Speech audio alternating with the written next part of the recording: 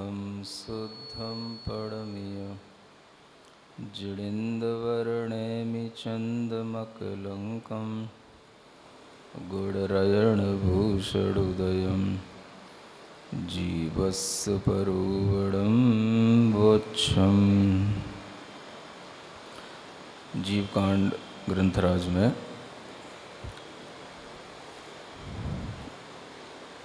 मार्गणाओं का वर्णन करते हुए लेश्या, भव्यत्व आदि ये सभी मार्गणाएं हो चुकी हैं।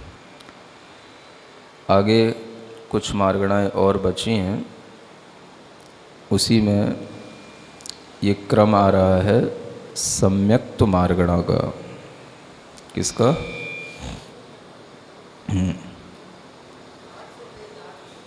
गाथा नंबर 561 से यह सम्यक्त मार्गणा प्रारंभ होती है। तो सम्यक्त मार्गणा में सम्यक दर्शन के माध्यम से भी जीवों की जानकारी ली जाएगी, जीवों को खोजा जाएगा, जीवों का ज्ञान किया जाएगा, और सम्यक्त का जो विपरीत होता है मिथ्यात्व, उसके बारे में भी जानकारी दी जाती है।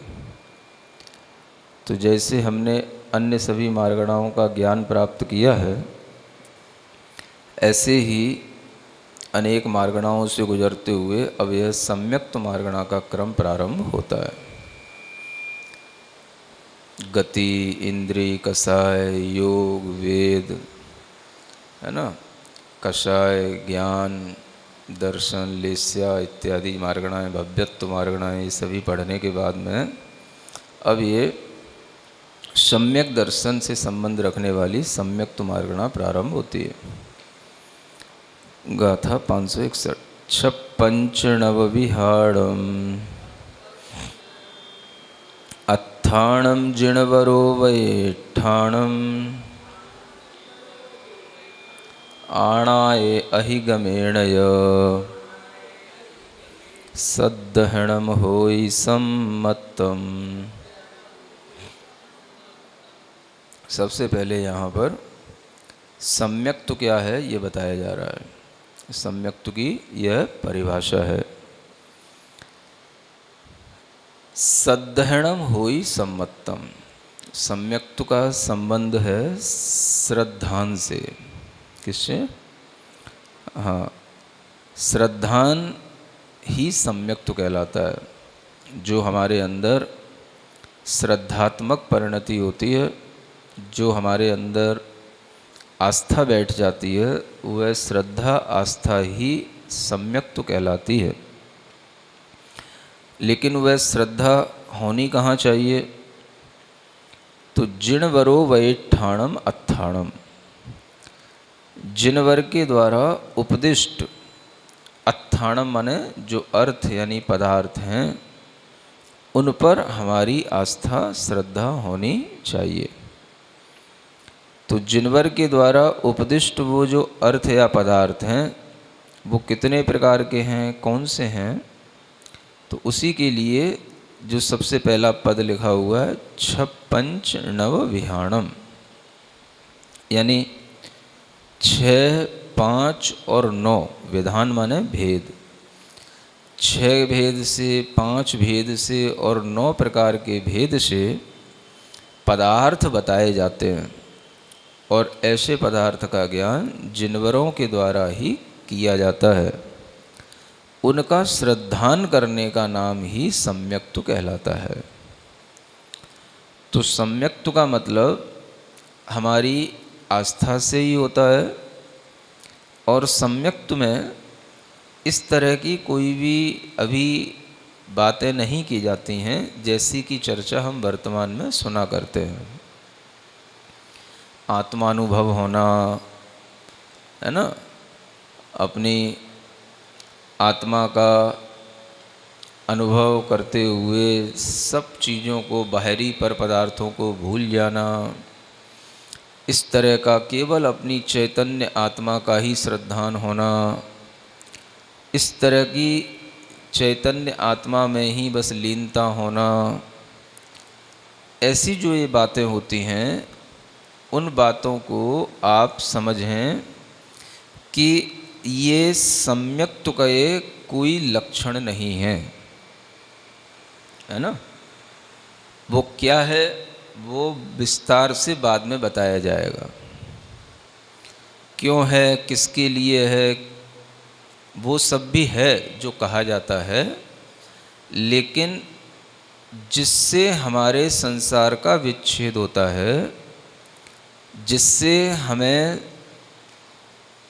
अनंत संसार छूट कर के जो अर्धपुद्गल परावर्तन मात्र संसार रह जाता है, ऐसे सम्यक्त्व की प्राप्ति और सम्यक्त्व का जो भाव है उसका आत्मा के अनुभव से कोई लेना देना नहीं है, है ना।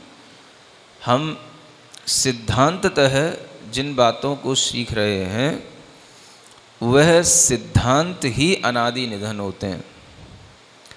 बाकी की जो बातें होती हैं वो किसी न किसी अपेक्षा से हो सकती हैं, लेकिन सिद्धांत में जो बात कही जाती है वो त्रैकालिक सत्य होती है।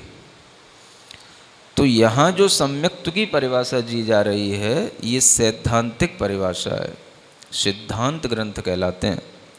ये भगवान की वाणी है, आगम है ना, यही परम आगम है। और इसीलिए यहाँ पर बार बार जोर दे करके कहा जाता है कि यह जिनवर के द्वारा उपदिष्ट है। तो ऐसा जो ये जिनवर के द्वारा उपदिष्ट श्रद्धान है, उन पदार्थों पर श्रद्धान करना जो भगवान के द्वारा कहे गए हैं, उसी का नाम सम्यक्त्व होता है ना। देवशास्त्र गुरु का श्रद्धान है या अन्य कोई भी श्रद्धान है, वो सब भी इसी में निहित है, वो सब इसी के अंतर्गत आ जाता है। लेकिन देवशास्त्र गुरु का श्रद्धान या 6 द्रव्य 5 अस्तिकाय 9 पदार्थों का श्रद्धान, ये सब तो कुछ नहीं है और बस आत्मा का अनुभव करना, आत्मा की ही बस रुचि रखना, इसी का नाम श्रद्धान है, इसी का नाम सम्यक्त्व है। इस तरह से जो लोग कहते हैं वो सम्यक दर्शन की जो स्थिति है, सम्यक दर्शन की प्राप्ति का जो भाव है, उससे लोगों को वंचित करते हैं, है ना। सम्यक्त्व की प्राप्ति तो श्रद्धा से होती है और श्रद्धा जिनेंद्र भगवान के द्वारा कहे हुए पदार्थों पर रखने से होती है। और जिनेंद्र भगवान ने जो पदार्थ कहे हैं वो 6 द्रव्य के रूप में कहे हैं, 5 अस्तिकाय के रूप में कहे हैं और 9 पदार्थों के रूप में कहे हैं, है ना। इतना ही यहाँ सिद्धांत में हमें सिखाया जाता है और यही हमें सीखना चाहिए और इसी पर विश्वास करना चाहिए। अन्यत्र जो कुछ भी आत्मानुभव को सम्यक दर्शन कहा गया है या कहा जाता है, वो सब किसी अपेक्षा से किन्हीं पृथक लोगों के लिए कुछ विशिष्ट जो आत्मध्यानी लोग हैं उनकी अपेक्षा से कोई रचनाएं हैं, कोई कथन है, उसे हम सामान्य कथन नहीं कह सकते। सभी के लिए सम्यक्त्व की प्राप्ति के लिए वह कोई नियामक चीज़ें नहीं हैं, वो तो सम्यक दृष्टि होने के बाद की बातें हैं। लेकिन सम्यक्त्व की प्राप्ति यदि होगी तो इस तरह की श्रद्धा से होगी जो यहाँ बताया जा रहा है। अब ये तो बहुत सरल है, ये तो इसमें तो क्या कठिनाई है। तो भाई कोई चीज़ सरल है तो सरल से कोई लाभ नहीं होता क्या? सरल में भी हम उसको समझने की कोशिश करें कि सरल होते हुए भी वो चीज़ हमारे केवल ज्ञान में है या श्रद्धा में है ना। तो सरलता और कठिनता से श्रद्धान का कोई प्रयोजन नहीं है। श्रद्धा का मतलब है कि हम उसको उसी रूप में अपनी ज्ञान में मान लें, उसका नाम है श्रद्धान। तो जिस ज्ञान में हम इन चीज़ों को मानने लग जाते हैं और किसी भी तरह से फिर किन्हीं भी हेतुओं या किसी भी तरह के दृष्टांतों से, उदाहरणों से या घटित होने वाली घटनाओं से कभी विचलित नहीं होते, तो ऐसा श्रद्धान ही सम्यक तो कहलाता है ना। तो ये 6 द्रव्य हैं, 5 अस्तिकाएँ हैं, 9 पदार्थ हैं, इन पर पहले श्रद्धान करो। सम्यक दर्शन इससे होता है ना। आत्मानुभव करने के बिना सम्यक दर्शन नहीं होता। जिसको आत्मा का अनुभव नहीं होता वह कभी सम्यक दृष्टि नहीं होता। इस तरह की बातें सिद्धांततः विरुद्ध हैं, है ना। क्योंकि सम्यक्त्व की प्राप्ति और प्राप्ति के समय पर होने वाले परिणाम सिर्फ श्रद्धा से जुड़े हुए होने चाहिए। आत्मानुभव से इन परिणामों का कोई लेना देना नहीं है। इसलिए श्रद्धा बनाओ। जो कहा गया है उसको यथार्थ रूप में जान करके उसे वैसा ही मानना, इसको श्रद्धान कहते हैं।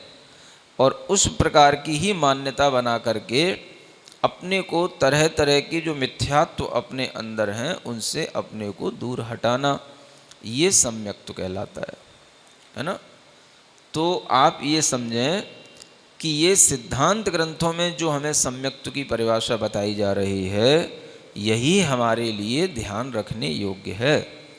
जो अध्यात्म ग्रंथों में सम्यक्त्व बताया जाता है वो सिर्फ अध्यात्म में जीने वाले लोगों के लिए होता है, और वो लोग कुछ अलग होते हैं, उनकी योग्यताएं अलग होती हैं, उनकी अपनी ध्यान आदि करने की शक्तियां अलग होती हैं, वो पात्र अलग होते हैं।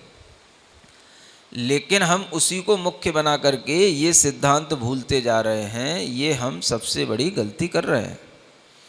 इसलिए आपको यह ध्यान रखना है कि भगवान के द्वारा कहे हुए, जिनवर के द्वारा कहे हुए पदार्थों पर श्रद्धान ही सम्यक दर्शन है।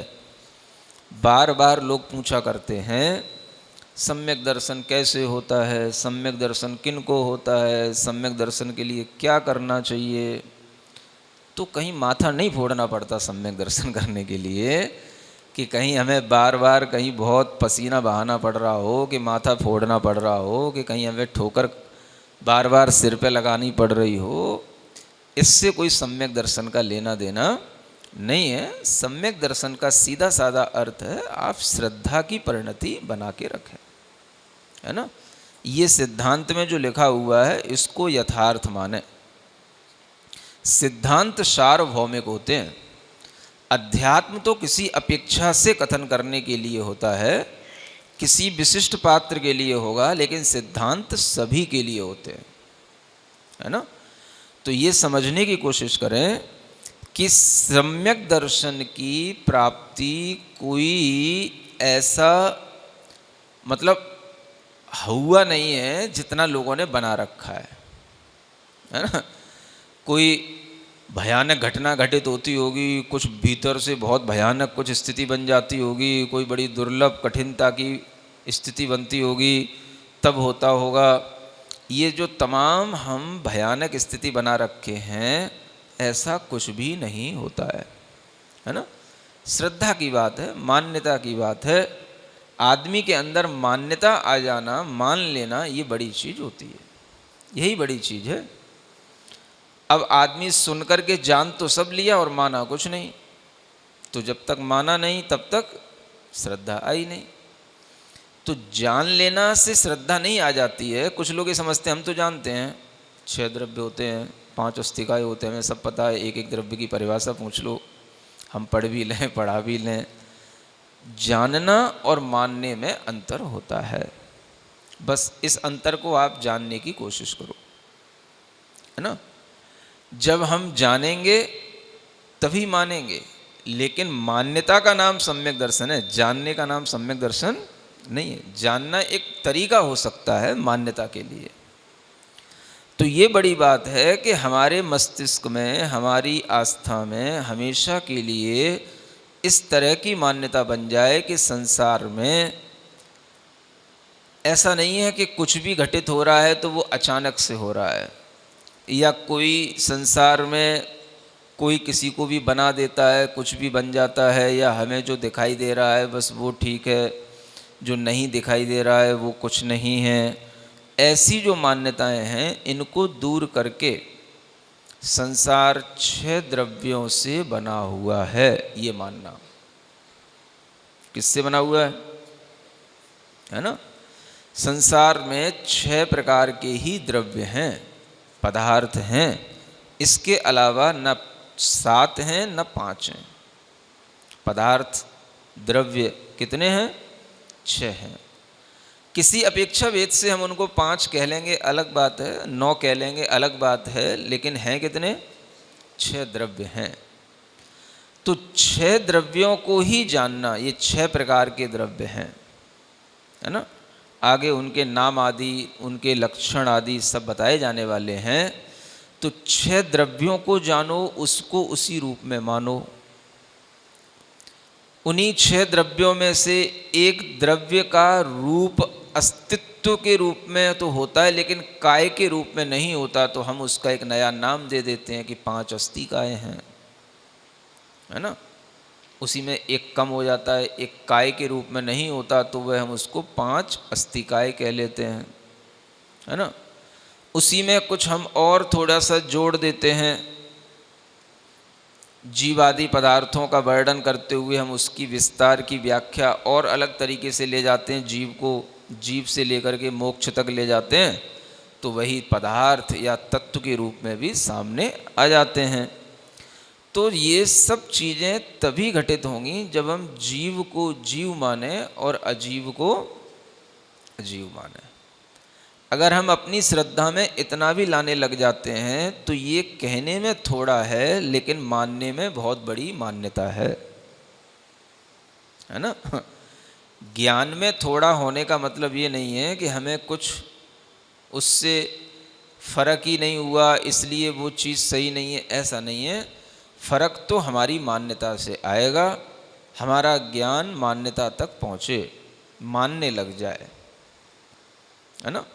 जीव को जीव के रूप में मानना, अजीव को अजीव के रूप में मानना, है ना? जीव द्रव्य के भी फिर और जब भेद किए जाएं तो उनके भी अजीव है, आश्रव है, बंध है, संवर है, निर्जरा है, उनको भी उसी रूप में मानना। अजीव में भी जो पुद्गल है, धर्म है, अधर्म है, आकाश है, काल है, ऐसे तमाम भेद हैं, ये सबको उसी रूप में मानना। तो 6 द्रव्यों की मान्यता होना, 7 तत्व या 9 पदार्थों की यथार्थ मान्यता होना, यह मान्यता अपने आप में बड़ी परिणति है और यही श्रद्धा कहलाती है ना? तो सबसे बड़ी चीज़ है हमारे अंदर इस तरह की श्रद्धा बैठ जाना, और यही श्रद्धा का नाम सम्यक दर्शन है। आत्मा में श्रद्धा 6 द्रव्यों पर आए, 7 तत्वों पर आए, 9 पदार्थों पर आए, तो वही सम्यक दर्शन कहलाता है ना? इसके अलावा जो बातें की जाती हैं वो सब सम्यक दर्शन की प्राप्ति या जीव के लिए संसार से बचा करके उसे संसार का अभाव करने के लिए जो सम्यक्त्व की प्राप्ति के लिए आवश्यक है, वो बातें वो नहीं हैं, है ना? यहीं से जीव का संसार कम हो जाता है, अनंत संसार छूट जाता है सिर्फ श्रद्धा कर लेने से।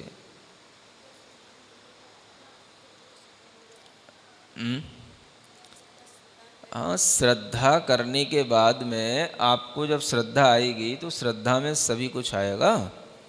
जब आपने जीव द्रव्य पर श्रद्धा की है तो जीव तत्व भी उसी में आएगा, अपना भी आएगा, दूसरे का भी आएगा, वह श्रद्धा से ही सब कुछ होगा, है ना? तो श्रद्धा में तो बैठे कि हाँ आत्म द्रव्य है, जीव एक द्रव्य है, इतनी भी श्रद्धा बैठ जाना अपने आप में बहुत बड़ी चीज़ है। तो जानकारी का नाम सम्यक दर्शन नहीं है, श्रद्धा का नाम सम्यक दर्शन है। इसे समझने की कोशिश करें। जो लोग जानकारी रख करके समझ लेते हैं कि ये सम्यक्त्व का भाव हमारे अंदर कुछ आया नहीं, तो वह इसीलिए नहीं आया क्योंकि उसे हमने अभी अपनी श्रद्धा में ढाला नहीं। है ना, श्रद्धा जैसी हो जाती है, फिर उसके अंदर उसी तरह की मान्यता हमेशा बनी रहती है, विचार वैसा ही बना रहता है। समझ रहे हो ना? जैसे अग्नि है ना, और अग्नि जलाती है, ये हमें पता है। सुन रहे हो? आग लगने से सब कुछ जल जाता है या अग्नि हमें जला देती है, ये हमारी ज्ञान में है और यही हमारे श्रद्धान में भी है।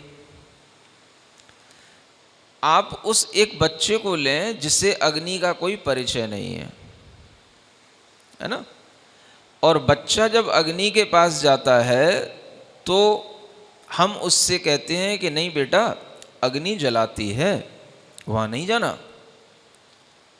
तो बच्चे ने सुन लिया अग्नि जलाती है।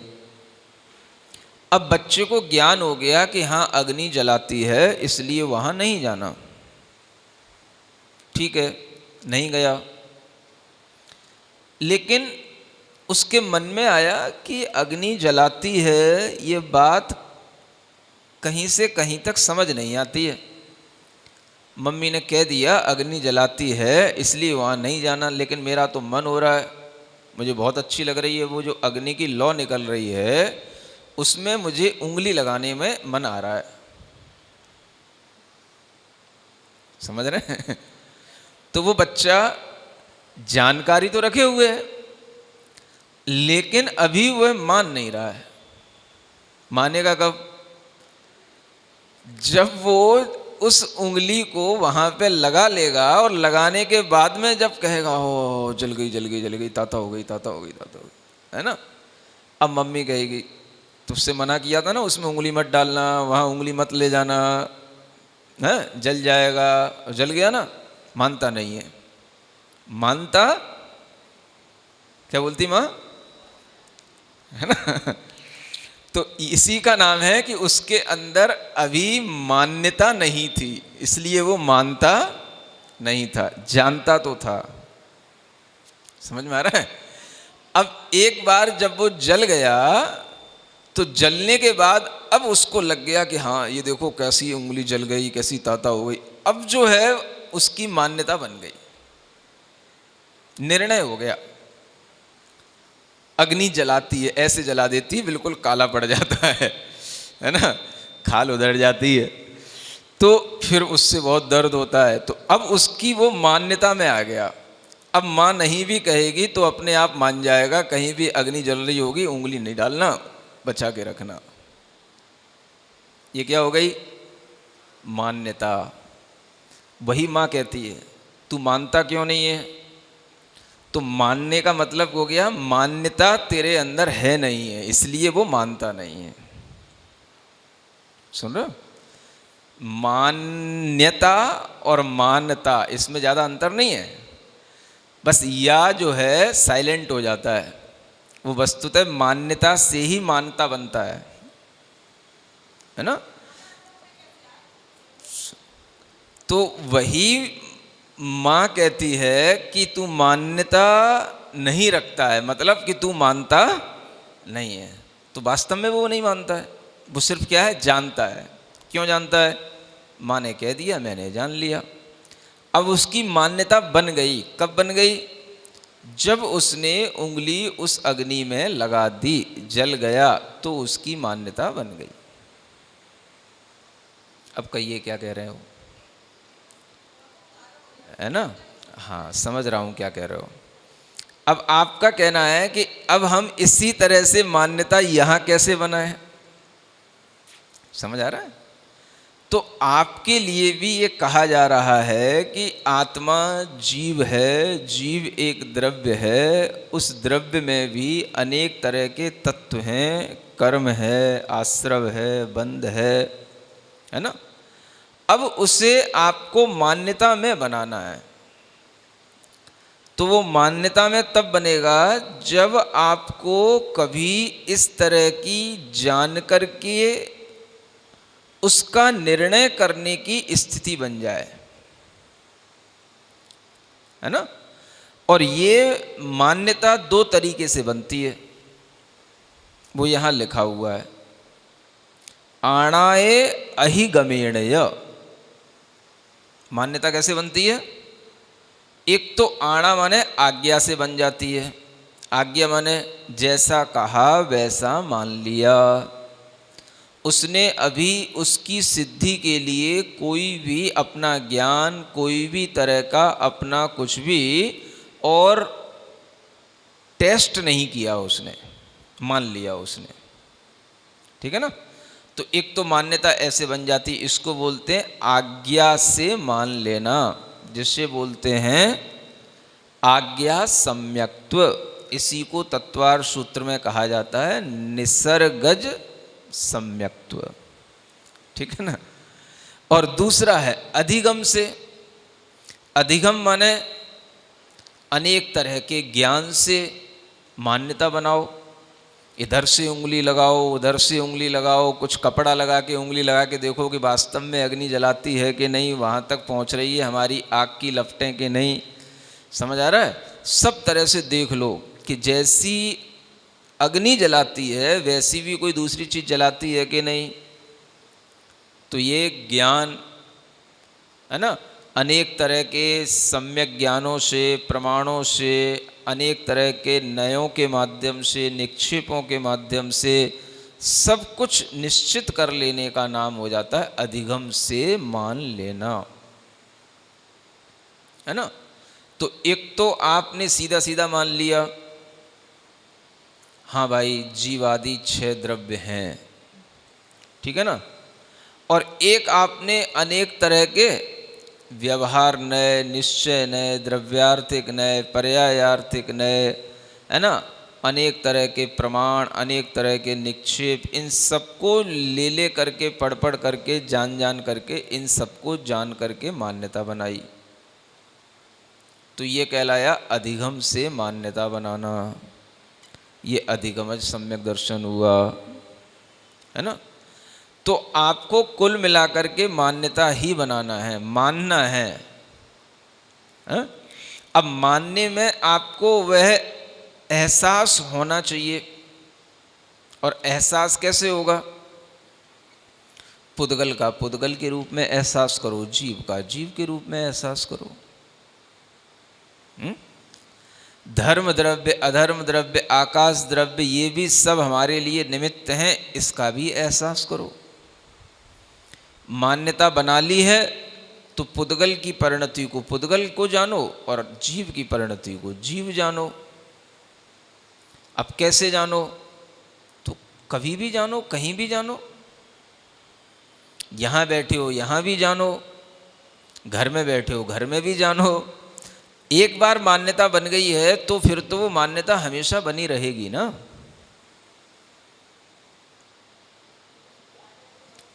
क्या समझे? एक बार अगर हमारी श्रद्धा बैठ गई है कि जीव जीव है और पुद्गल पुद्गल है, तो फिर वह मान्यता कभी भी छूट नहीं सकती है जब तक हम ना छोड़ें। है ना? तो बस इसी मान्यता का नाम है सम्यक दर्शन। जब तक आपकी मान्यता बनी रहेगी, आपके अंदर सम्यक दर्शन बना रहेगा।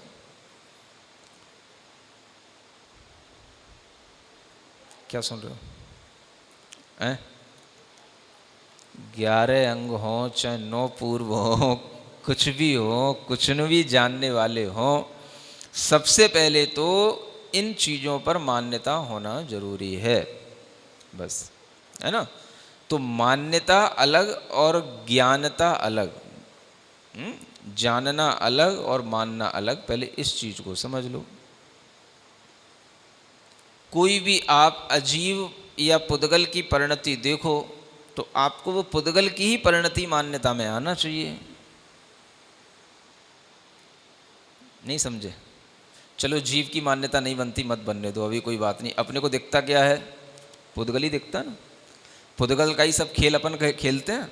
तो बस पुद्गल की परिणति को पुद्गल की ही परिणति मानो, उसकी मान्यता बनाए रखो। जीव का अनुभव तो बाद में होगा, आप पहले पुद्गल का तो अनुभव कर लो, पुद्गल की तो मान्यता बना लो पहले। पुद्गल पुद्गल है। क्या समझे? उसको भी समझाऊं कि कैसे बनाओ?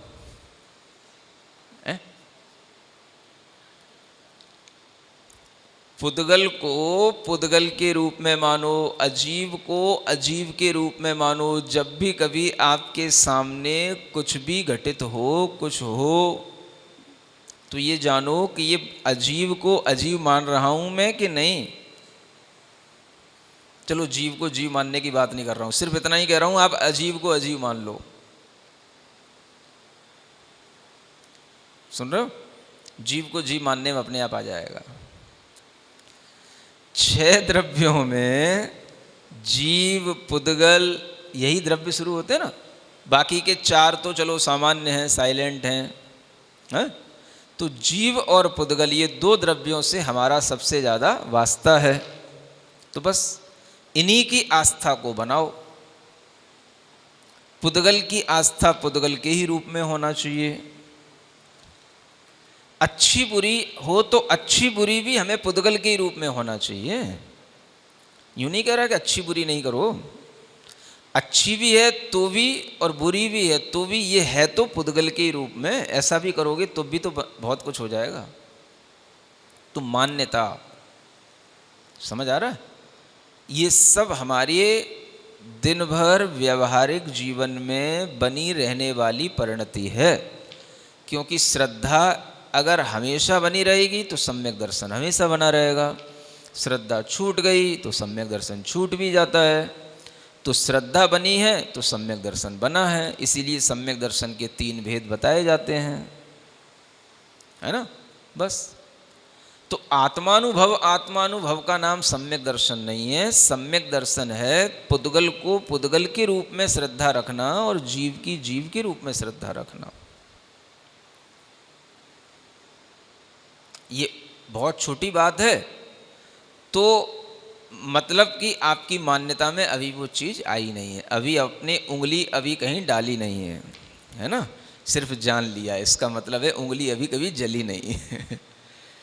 तो उंगली जलने का मतलब यही है कि जब कुछ पुद्गल में हो तो हम उसे पुद्गल रूप में तो माने। नहीं समझ आ रहा है? कितना समझाऊं? हैं?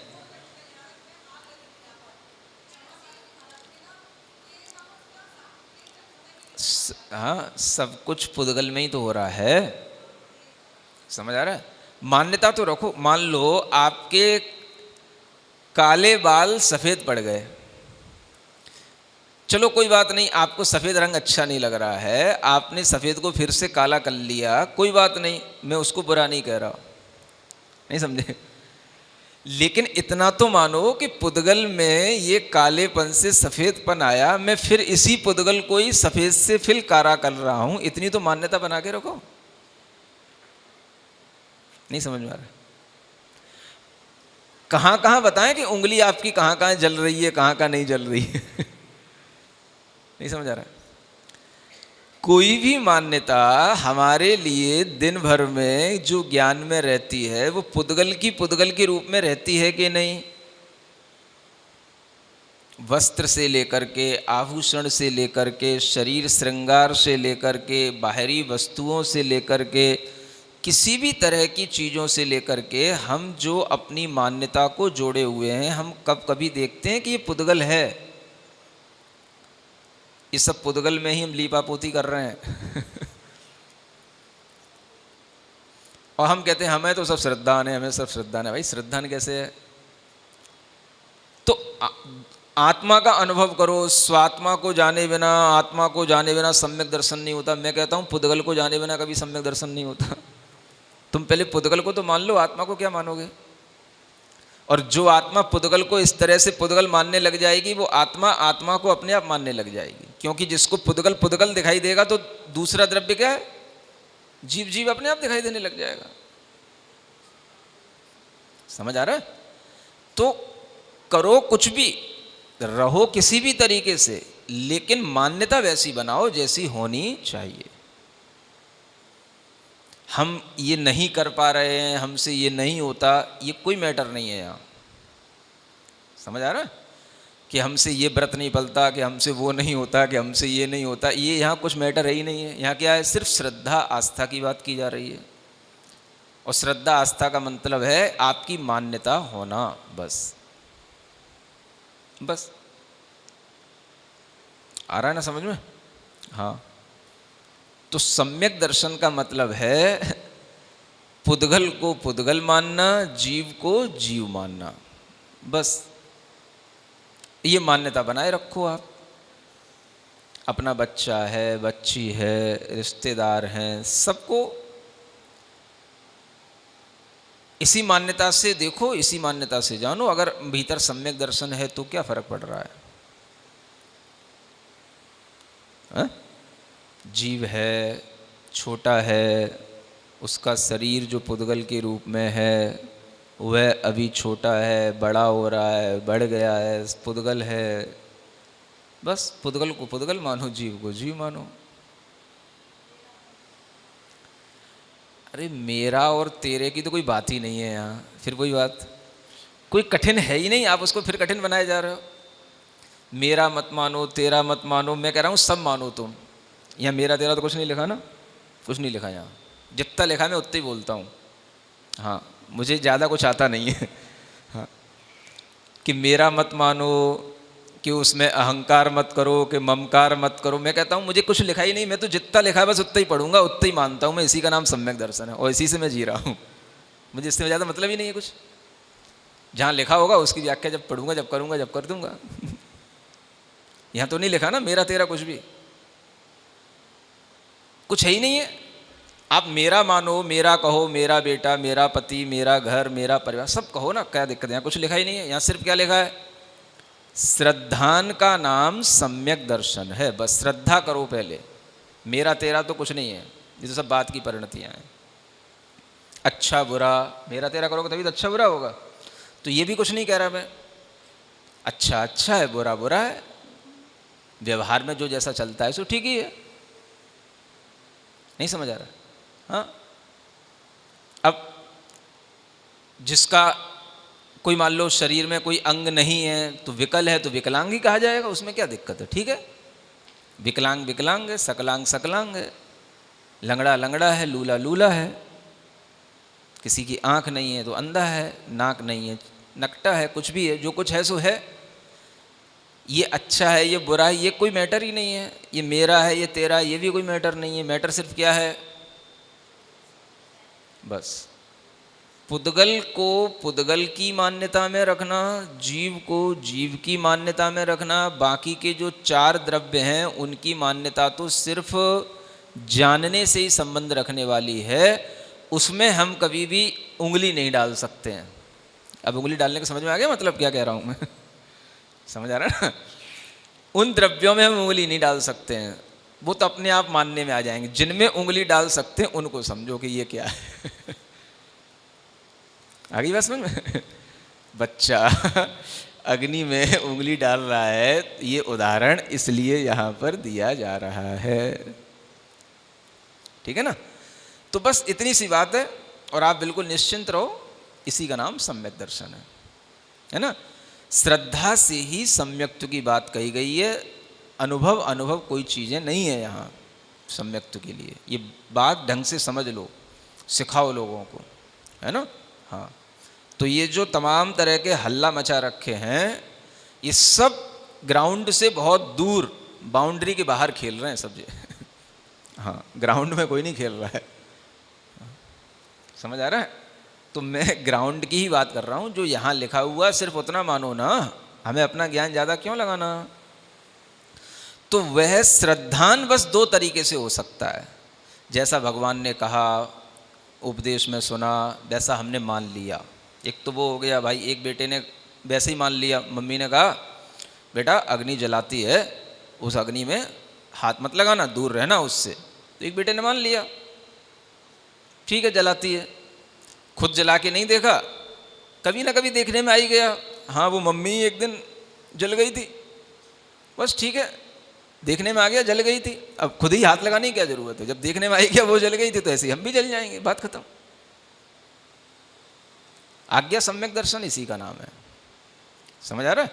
अब हम प्रूव करें ये अग्नि ही है, ये जल नहीं है है ना, इस अग्नि में उष्णता गुण है, इसकी उष्ण पर्याय निकल रही है, कर लो जितने तरीके से उसको सिद्ध करना है सिद्ध कर लो, प्रमाण से, नए से, निक्षेप से, सब तरीके से उसको जान करके, हाँ अब माना, अब हम ज्ञानी बन करके मान रहे हैं, तब भी मानना ही है।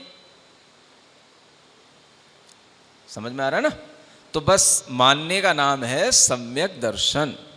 चाहे किसी की आज्ञा कहने से मान लो या किसी भी तरीके से तर्क वितर्क करके उसको सिद्ध करके मान लो, इसका नाम है अधिगम सम्यक दर्शन।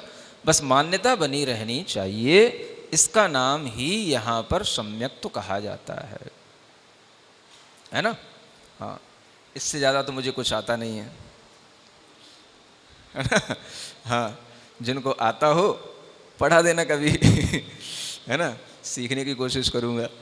तो मुझे ये कभी समझ नहीं आता जो लोग कहते हैं कि आत्मानुभव का नाम सम्यक। महाराज आपने समय सार पढ़ा नहीं होगा, ऐसा लग रहा है, आपने नाटक समय सार पढ़ा नहीं होगा।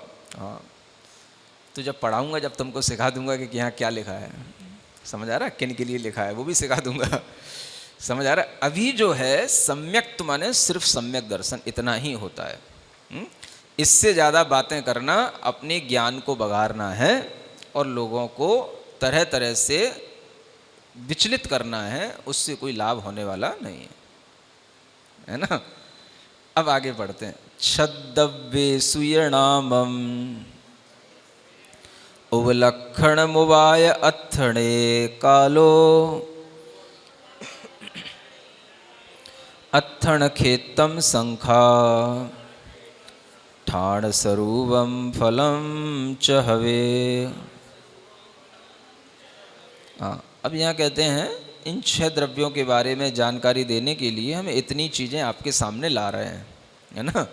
मतलब आपको श्रद्धा पैदा कराने के लिए इतनी चीज़ों की जानकारियों से आपको सब कुछ बताने की कोशिश करेंगे। ये आचार्यों के प्रयास हैं श्रद्धा उत्पन्न कराने के लिए जानकारी देना। तो हम आपको उन 6 द्रव्यों के नाम बताएंगे, उनके उपलक्षण बताएंगे, है ना, उपलक्षण रूपी उपाय बताएंगे, और उनके उन पदार्थों के काल हैं, स्थिति है, अत्थण माने है ना रहना, खेतम माने क्षेत्र है, संख्या है, स्थान है, स्वरूप है, फल है, ये सब चीज़ें हम बताएंगे आपको। इन सब चीज़ों से भी आप 6 द्रव्यों का निर्णय कर सकते हो, है ना? तो ऐसे क्रम क्रम से ये सभी अधिकार आएंगे, लगभग ये 7 अधिकारों में ये सब ज्ञान हमें दिया जाएगा, है ना? एक नाम है, एक उपलक्षण उपाय है, एक अत्थण माने ये स्थिति है, क्षेत्र है, संख्या है, स्थान है, स्वरूप है ना? स्थान स्वरूप एक ही होगा, फल अलग है। ऐसे 7 ऐसे कुछ ये अंतर अधिकार, इन्हें हम समझ सकते हैं। तो सबसे पहले नाम के बारे में बताया जा रहा है। जीवा जीवम दव्वम रूवा रूवीति होदिपत्तेयम संसारत्था रूवा कब्म विमुक्का अरूप गया। हाँ, अब यहाँ क्या कहते हैं? द्रव्य के नाम बताते हुए सबसे पहले यहाँ पर द्रव्य को 2 रूपों में ही विभाजित करके बता रहे हैं।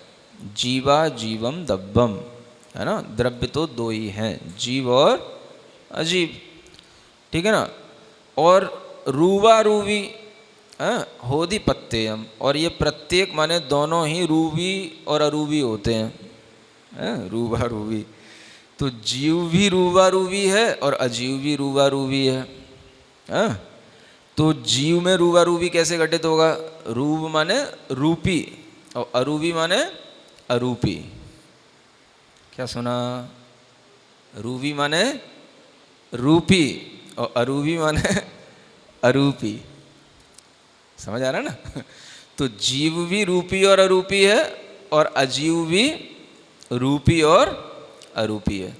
तो देखो, जब द्रव्य की श्रद्धा की बात आई, द्रव्य का ज्ञान देने की बात आई, तो पहले द्रव्य के नाम बताए, तो यहीं पर बात यहीं पे तो टिकी, जो अभी बहुत देर से बता रहा था कि जीव और अजीव। समझ आ रहा ना, बात यहीं से शुरू होगी ना। तो बस जीव और अजीव, पहले दो द्रव्यों पर ही अपनी दृष्टि रखो, इसी की श्रद्धा रखो, इसी की मान्यता बनाओ, है ना। तो रूपी जीव भी होता है और अजीव भी होता है। सुन रहे हो? अब आप कहोगे महाराज जी तो हमने कभी नहीं सुना कि जीव रूपी होता है, रूपी होता है? अब यही तो बात है। अब जो नहीं सुना तो सुन करके एक तो ये भी भाव हो सकता है कि चलो आज हमें कुछ नया अच्छा सही सुनने को मिल गया। एक ये भी आ सकता है अरे ये सब चीज़ें जो हमने सुन रखी वही सही थी और ये सब चीज़ें तो हमें कुछ गलत सलत सी पढ़ाई जा रही हैं, है ना। तो फिर सम्यक दर्शन कैसे होगा? अगर ऊपर वाली गाथा से सम्यक दर्शन होगा तो नीचे वाली गाथा को भी उसी तरह से मानने से ही सम्यक दर्शन होगा। तो जीव रूपी भी है और जीव अरूपी भी है। लिख रहे हैं नीचे संसारत्था रूपा, है ना। जो संसार में स्थित हैं वे सब रूपवान हैं। सबके रूप हैं कि नहीं? नहीं समझ आ रहा? संसार में स्थित सभी जीव रूपवान हैं कि नहीं? सब रूपवान हैं। रूप का मतलब, रूप माने रूप माने मूर्तिक। मूर्तिक का मतलब अरे अब ये बड़ी पंडिताई से बड़ी परेशानी है। अब रस गंध वर्ड पे पहुंच गए। हम केवल रूप की बात कर रहे थे, माने रूप माने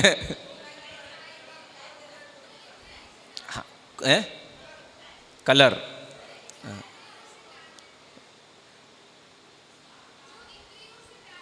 जो इंद्रियों से जानने में है ना। चलिए, आप लोग वास्तव में पढ़े लिखे हैं, अच्छे अच्छे अपने ज्ञान का उपयोग कर रहे हैं। रूप का मतलब सिर्फ जो चक्षु इंद्री का विषय बने। समझ आ रहा है? मैं तो सीधी सीधी इतनी सी बात जानता हूँ। अब आप रस गंध वर्ण इंद्रियों से जानने में आए तो सभी इंद्रियां आपने पकड़ ली। मैं किसकी बात कर रहा हूँ?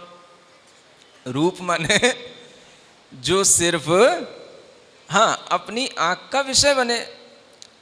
तो अपने लिए अभी इतना ही रूप है ना, तो रूप ये हो गया। तो कोई भी द्रव्य होगा वो रूपवान है। जीव द्रव्य है वो रूपवान है। वो अपनी इंद्रियों का विषय बनने का मतलब है कि वो किसी ना किसी रूप को धारण किए हुए है ना। रूप है उसमें। अब वो स्वरूप है कि कुरूप है ये बाद की बात है। सु और कु तो बाद में लगेंगे, पहले क्या होना चाहिए? रूप होना चाहिए, है ना। तो रूप जिसमें हो उसका नाम है रूपी।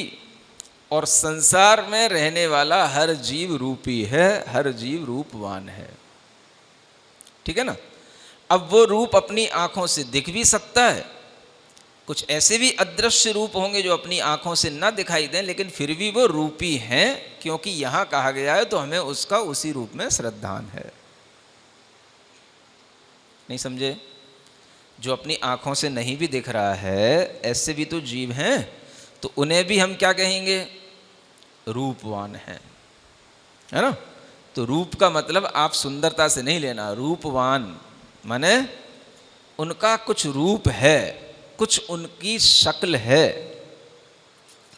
नहीं समझ में आ रहा? कुछ उनकी आकृति है, कुछ उनका फॉर्मेशन है, फॉर्म है, इसको कहेंगे रूप, है ना। अब वो अच्छा है या बुरा है ये अलग चीज हो गई, लेकिन हर जीव जो संसार में रह रहा है उसका रूप है।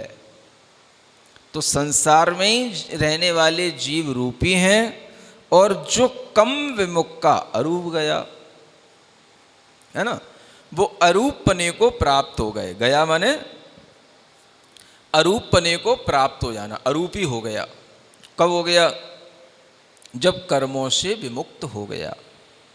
तो इससे अपने आप स्पष्ट होता है कि जब तक जीव कर्मों से सहित है तब तक रूपवान है, रूपी है, और कर्मों से विमुक्त होने पर वह अरूपी होता है। तो एकांत मान्यता यह बनाना कि जीव अरूपी ही है, यह भी सिद्धांततः गलत सिद्ध होता है ना। तो हम अपनी मान्यताओं को सिद्धांत सामने रख कर के भी अगर गलत ना माने तो ये भी फिर हमारी ही गलती कहलाएगी, और किसी की गलती तो है नहीं है ना। हाँ, तो इसलिए ये भाव ध्यान में रखो कि जीव रूपी भी है और जीव अरूपी भी। ऐसे दोनों तरह के जीवों को श्रद्धा में लाओ, मान्यता में लाओ, बस ये जीव का श्रद्धान कहलाएगा। अगर आपकी मान्यता बनेगी तो आपको श्रद्धा में ही सब दिखाई देगा। सिद्ध भी कर्म कलंक से मुक्त भी दिखाई देंगे और कर्मों से सहित हैं वो भी दिखाई देंगे, है ना। तो ये जीव की श्रद्धा ही सम्यक दर्शन के लिए कारण है। इस तरह की श्रद्धा जो अभी हो रही है ना, थोड़ी देर बाद कुछ नहीं होगा जो अभी हो रहा है, ऐसी श्रद्धा हमेशा बनाए रखने से सम्यक तो बना रहता है। इसलिए श्रद्धा में इस तरह से जीव को जानते रहो, मानते रहो, रूपी के रूप में और अरूपी के रूप में। कुछ कहना है? ठीक है, आज के लिए इतनी कथा पर्याप्त।